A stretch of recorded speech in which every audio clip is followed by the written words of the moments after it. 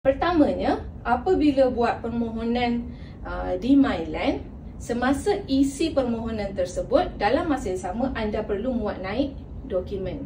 So, apabila anda mahu muat naik dokumen, satu-satu dokumen, contohnya pemohon dari segi kad pengenalan ataupun waris-waris kad pengenalan, sijil lahir ke, sijil nikah dan sebagainya. Untuk hartanah, contoh perjanjian jual beli ataupun salinan geran, perlu dimuat naik dalam sistem terlebih dahulu.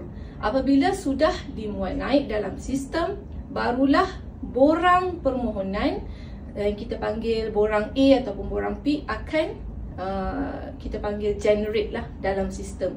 Akan generate dalam sistem, di mana anda perlu cetak borang tersebut, print borang tersebut, dan kemudian anda perlu buat akuan sumpah di hadapan Pesuruhjaya Sumpah. Jadi, siapa yang kena angkat sumpah di hadapan Pesuruhjaya Sumpah?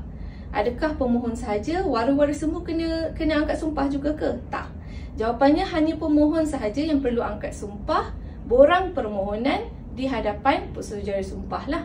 Jadi borang tersebut, sama ada borang A ataupun borang P, kena angkat sumpah di hadapan Pesuruhjaya Sumpah, dan kemudian perlu muat naik semula dalam sistem MyLand. Selepas dah muat naik semula dalam sistem MyLand, maka permohonan pun akan dimasukkan ke dalam sistem JKPTG ataupun Pejabat Pusaka Kecil.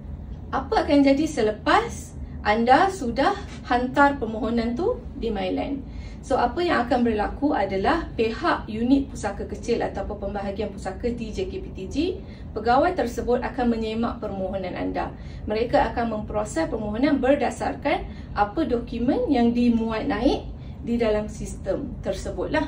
Jadi, sekiranya ada dokumen tambahan yang diperlukan, mereka akan sama ada query permohonan tersebut ataupun beri arahan secara email dan sebagainya untuk mengarahkan anda memuat naik dokumen tersebut dalam sistem MyLand.